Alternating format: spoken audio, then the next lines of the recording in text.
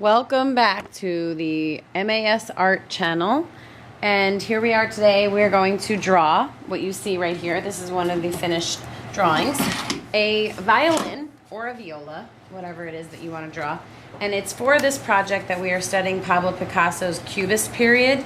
And Pablo Picasso had a strong interest in music and art, and the Cubist art is all these like broken up areas and angles, and this is just an inspiration from his Cubist art. It's not to copy his work exactly, so we take inspiration from other artists.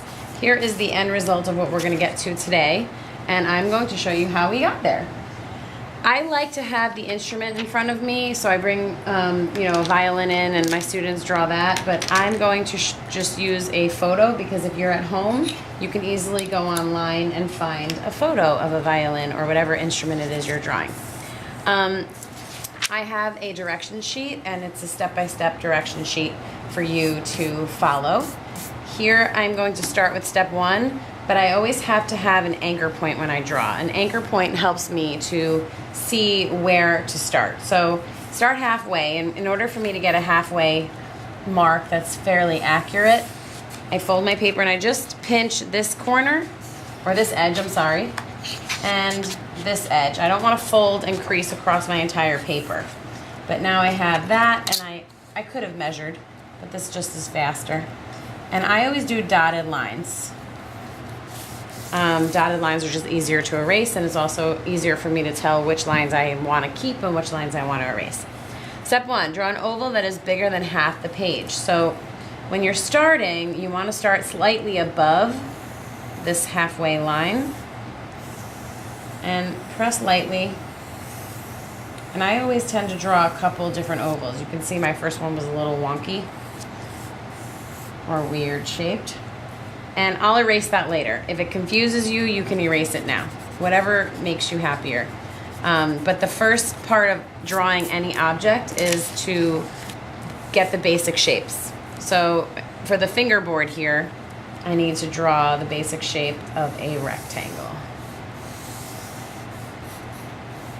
And I'm looking here, and it sort of might fall slightly below that halfway line. And erase this line. That way you know that you don't want that there, because the fingerboard is not see-through and it sits on top of the violin's body. Step two on the worksheet, draw the letter C and a backward C. And that is mainly for these little areas right here.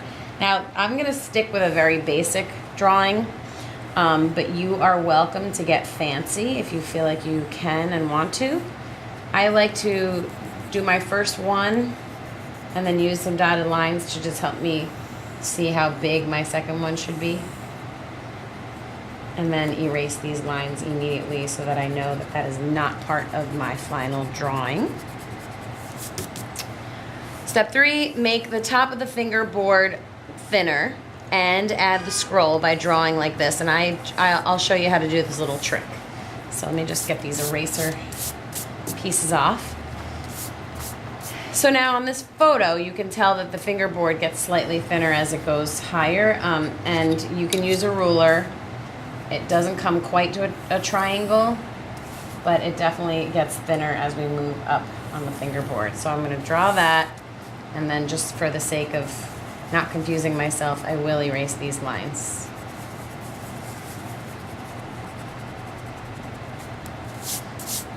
Okay. And looking at this, I think I could probably go a little lower with my fingerboard as well. But these are, these are all little things that you can change as you go. To do the scroll, and when you're drawing a scroll from a frontal position, it can be a little tricky. So I have a little technique that I use. I start by making a square, and then on either side I do a medium and a small rectangle. Medium and a small rectangle. So that just sort of gives you the appearance of the scroll when you're looking at it from the front. So that's a nice little trick. Step four is add details. So you have the tailpiece, you have pegs, you have the bridge, the chin rest, Fholes, and any other details that you feel like you want to add. So, you can see that there's a little bit of a trim around the edges. You can get as elaborate or simple as you want. For the sake of the project that I'm doing with my students, I encourage them to, go as far as they can, but don't get obsessed with perfection, because like I had mentioned, I think, in the beginning, this will be cut up into pieces, to cubism. So if there's a part of your instrument that you absolutely hate, and you're in my class or you're doing a project similar to it at home, please know that you can cut it off and get rid of it. Spending 5 hours stressing out over your drawing is not worth it. Picasso would not want you to do that because he was not obsessed with perfection. He was amazing.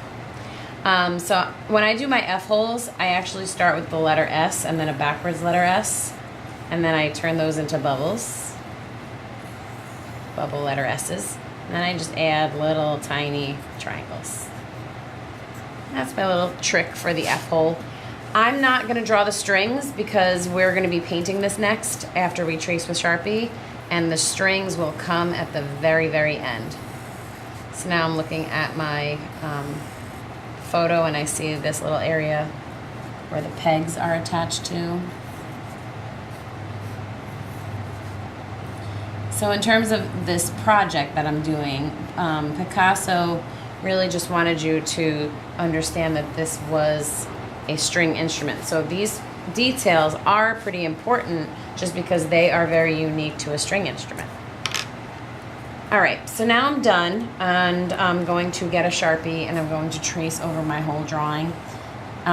We're tracing over our drawings because the next step is painting, and we don't want our paint to cover up the beautiful line work that we just spent some time doing.